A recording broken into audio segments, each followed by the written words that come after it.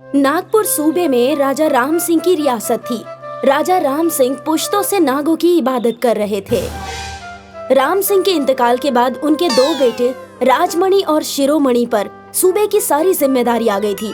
राजमणि सीधा साधा और सुलझा हुआ इंसान था और आवाम की भलाई के लिए काम करता था, लेकिन शिरोमणि अपने गुरूर में हमेशा चूर रहता था। इस वजह से हमेशा उन दोनों में आपसी जिरह हो जाया करती थी। इस बार सूबे में सही बारिश नहीं होने की वजह से फसल अच्छी नहीं हुई। हमें सूबे की आवाम की मदद करनी चाहिए। सही बारिश नहीं हुई तो इसमें हम क्या करें? ऊपर वाला भी तो नहीं चाहता कि सूबे के लोगों की तरक्की हो। बादशाह होने के नाते हमें इनकी मदद करनी ही चाहिए। ऐसे ही दौलत लुटाते रहे तो एक रोज हम खुद सड़क पर आ जाएंगे। राजमणि शिरोमणि की बातों को नजरअंदाज करते हुए सूबे में लोगों को मुफ्त में अनाज बांटने का ऐलान कर देता है। ये बात शिरोमणि को बहुत खटकती है। देखा, आपके भाई ने आपकी एक भी नहीं सुनी। ऐसे ही चलता रहा तो एक रोज वो राजमणि इस सूबे का शहंशाह बन जाएगा और आप उसकी गुलामी करते रहिएगा। मैं ऐसा कभी नहीं होने दे सकता। मुझे कुछ भी करके राजमणि और उसकी बीवी लाजवंती को सूबे से निकालना ही पड़ेगा। कुछ रोज बाद शिरोमणि धोखे से सारा राजपाट अपने नाम करवा लेता है और राजमणि और उसकी बीवी लाजवंती को सूबे से बाहर कर देता है। देखा, आपके भाई ने आपको कितना बड़ा धोखा दिया है। तुम फिक्र मत करो, शिरोमणि को अपने किए की सजा जरूर मिलेगी। वो अभी अपने गुरूर में चूर है। जब उसका गुरूर टूटेगा तो उसे समझ में आएगा। लेकिन हमारे पास तो रहने के लिए भी जगह नहीं है।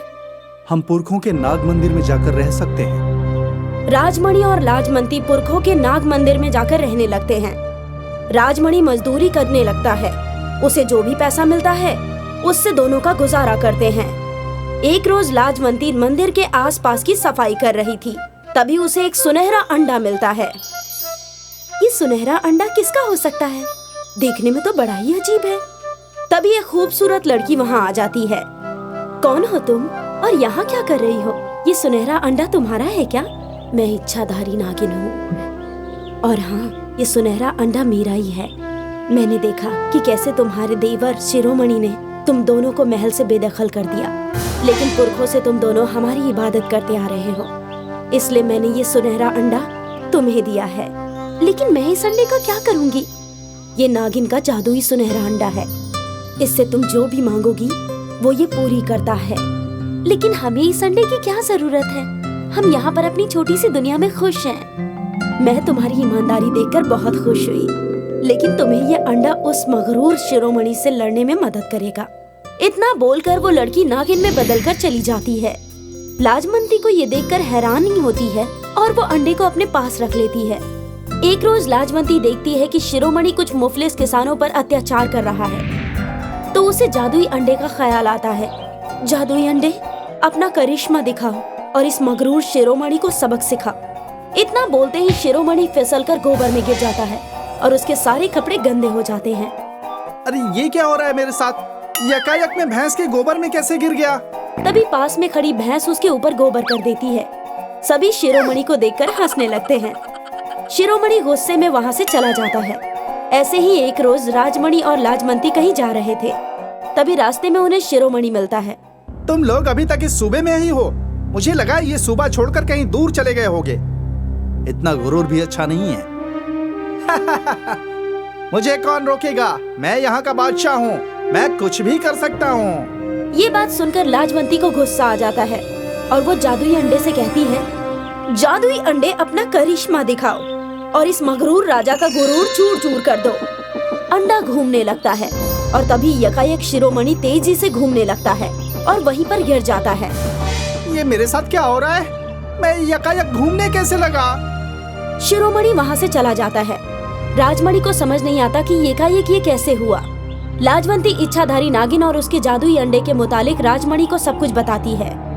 इच्छाधारी नागिन ने मुझे ये अंडा दिया। इसकी मदद से मैं शिरोमणि का गुरूर चूर चूर कर दूंगी। वाह, ये सुनहरा अंडा तो वाकई जादुई है। एक रोज शिरोमणि अपनी बीवी सुनैना के साथ नगर का दौरा कर रहे थे। मुझे ये पुराना मंदिर बिल्कुल पसंद नहीं है। इसे तोड़कर यहाँ पर हम अपने लिए एक बगीचा बनवाएंगे। जैसी तुम्हारी मर्जी मेरी मलिका। तुम चाहो तो मैं इस पूरे सूबे को तुम्हारे कदमों में लाकर रख दूं। ये बात लाजवंती और राजमणि सुन रहे थे। लाजवंती अपना जादुई सुनहरा अंडा निकालती है और कहती है, शिरोमणि और सुनैना को इस मंदिर को तोड़ने से रोको। तभी वो सुनहरा जादुई अंडा जोरों से हिलने लगता है और जहाँ सुनैना और शिरोमणि खड़े होते हैं वहाँ की जमीन भी हिलने लगती है। भागो यहाँ से, लगता है यहाँ भूकंप आया है। अरे मेरी खातिर तो रुको। शिरोमणि और सुनैना वहाँ से भाग जाते हैं। ये देखकर राजमणि और लाजवंती हंसने लगते हैं। हमें शिरोमणि का गुरूर तोड़ना ही होगा और उसे सबक सिखाना होगा, तभी वो दूसरों की तकलीफ को समझ पाएगा और सूबे की भलाई के लिए काम करेगा। हाँ, दुरुस्त फरमाया आपने। अगले रोज शिरोमणि जब अपने महल में आराम फरमा रहा होता है तभी सुनैना वहाँ आ जाती है। मैंने सुना है आपके राजमणि के पास कोई जादुई अंडा है जिसकी मदद से वो सूबे के लोगों की मदद कर रहा है। अगर ऐसा है तो मैं इस जादुई अंडे को चुरा लूंगा और राजमणि और उसकी बीवी लाजवंती को इस सूबे से बाहर कर दूंगा। अगले दिन जब लाजवंती और राजमणि मंदिर में नहीं होते हैं तो शिरोमणि जादुई अंडा चोरी करने के लिए मंदिर में चला जाता है, लेकिन तभी वहाँ वो इच्छाधारी नागिन आ जाती है। तुम अपने लालच की वजह से यहाँ तक आ ही गए। कल मैंने ही सुनैना की शक्ल इख्तियार करके तुम्हारे पास जादुई अंडे का जिक्र किया था। मुझे इल्म था कि तुम अपने लालच की वजह से यहाँ जरूर आओगे। मुझे रोकने वाली तुम कौन होती हो? नागिन शिरोमणि के महल को गायब कर देती है। अब उसके पास कोई दौलत नहीं होती, कोई सोना नहीं होता। वो सड़क पर आ चुका होता है। अब तुम एक बादशाह नहीं बल्कि एक मामूली इंसान हो। तुम मेरा कुछ नहीं बिगाड़ सकते। मैं तो लुट गया, बर्बाद हो गया। मेरे पास खाने के लिए भी कुछ नहीं है। क्योंकि तुम्हें दौलत का गुरूर था। तुम्हारे पास कोई खासियत नहीं है। जिंदगी की असली दौलत अक्ल है, इसलिए तुम्हें अपनी अक्ल से दूसरों की मदद करनी चाहिए। मैं समझ गया। अब से मेरे पास जो भी है उससे दूसरों की मदद करूंगा और मेहनत करके ईमानदारी की जिंदगी बसर करूंगा। नागिन राजमणि और शिरोमणि को बराबर दौलत देती है और दोनों बादशाह आवाम की खिदमत करने लगते हैं। नागपुर सूबे में राजा राम सिंह की रियासत थी। राजा राम सिंह पुश्तों से नागों की इबादत कर रहे थे। राम सिंह के इंतकाल के बाद उनके दो बेटे राजमणि और शिरोमणि पर सूबे की सारी जिम्मेदारी आ गई थी। राजमणि सीधा साधा और सुलझा हुआ इंसान था और आवाम की भलाई के लिए काम करता था, लेकिन शिरोमणि अपने गुरूर में हमेशा चूर रहता था। इस वजह से हमेशा उन दोनों में आपसी जिरह हो जाया करती थी। इस बार सूबे में सही बारिश नहीं होने की वजह से फसल अच्छी नहीं हुई। हमें सूबे की आवाम की मदद करनी चाहिए। सही बारिश नहीं हुई तो इसमें हम क्या करें? ऊपर वाला भी तो नहीं चाहता कि सूबे के लोगों की तरक्की हो। बादशाह होने के नाते हमें इनकी मदद करनी ही चाहिए। ऐसे ही दौलत लुटाते रहे तो एक रोज हम खुद सड़क पर आ जाएंगे। राजमणि शिरोमणि की बातों को नजरअंदाज करते हुए सूबे में लोगों को मुफ्त में अनाज बांटने का ऐलान कर देता है। ये बात शिरोमणि को बहुत खटकती है। देखा, आपके भाई ने आपकी एक भी नहीं सुनी। ऐसे ही चलता रहा तो एक रोज वो राजमणि इस सूबे का शहंशाह बन जाएगा और आप उसकी गुलामी करते रहिएगा। मैं ऐसा कभी नहीं होने दे सकता। मुझे कुछ भी करके राजमणि और उसकी बीवी लाजवंती को सूबे से निकालना ही पड़ेगा।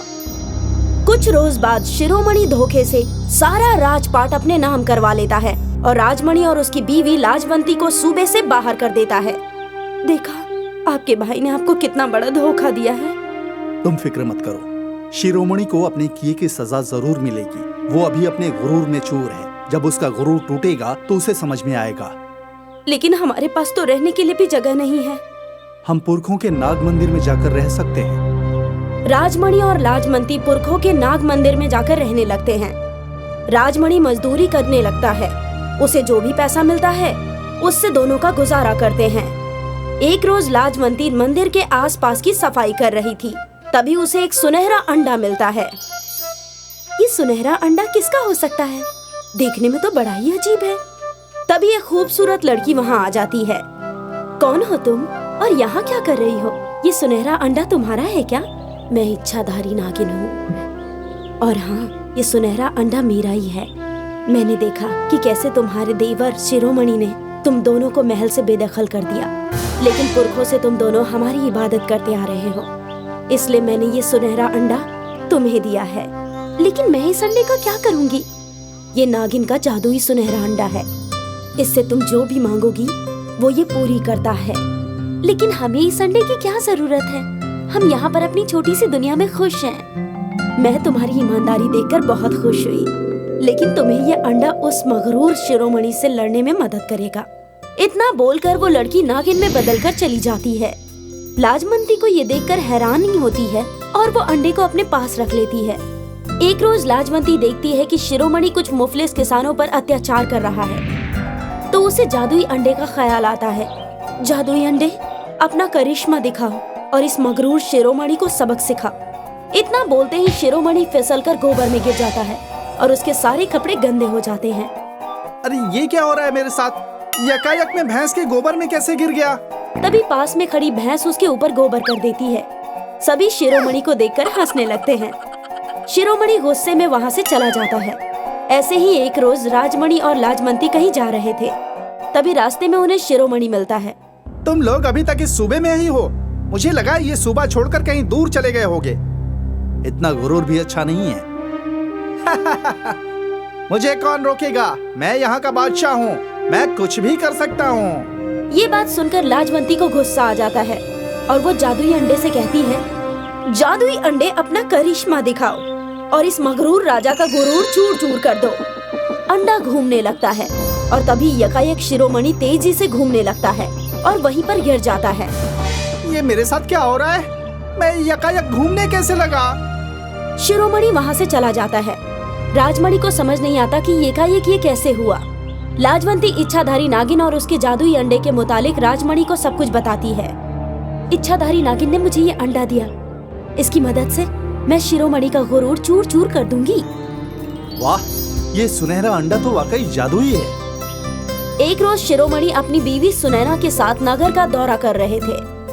मुझे ये पुराना मंदिर बिल्कुल पसंद नहीं है, इसे तोड़कर यहाँ पर हम अपने लिए एक बगीचा बनवाएंगे। जैसी तुम्हारी मर्जी मेरी मलिका, तुम चाहो तो मैं इस पूरे सूबे को तुम्हारे कदमों में लाकर रख दूं।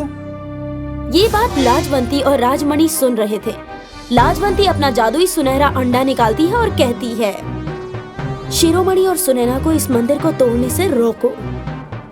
तभी वो सुनहरा जादुई अंडा जोरों से हिलने लगता है और जहाँ सुनैना और शिरोमणि खड़े होते हैं वहाँ की जमीन भी हिलने लगती है।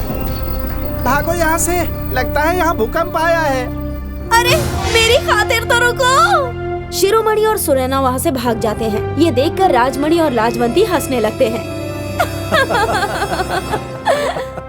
हमें शिरोमणि का गुरूर तोड़ना ही होगा और उसे सबक सिखाना होगा, तभी वो दूसरों की तकलीफ को समझ पाएगा और सूबे की भलाई के लिए काम करेगा। हाँ, दुरुस्त फरमाया आपने। अगले रोज शिरोमणि जब अपने महल में आराम फरमा रहा होता है, तभी सुनैना वहाँ आ जाती है। मैंने सुना है आपके राजमणि के पास कोई जादुई अंडा है जिसकी मदद से वो सूबे के लोगों की मदद कर रहा है। अगर ऐसा है तो मैं इस जादुई अंडे को चुरा लूंगा और राजमणि और उसकी बीवी लाजवंती को इस सूबे से बाहर कर दूंगा। अगले दिन जब लाजवंती और राजमणि मंदिर में नहीं होते हैं तो शिरोमणि जादुई अंडा चोरी करने के लिए मंदिर में चला जाता है। लेकिन तभी वहाँ वो इच्छाधारी नागिन आ जाती है। तुम अपने लालच की वजह से यहाँ तक आ ही गए।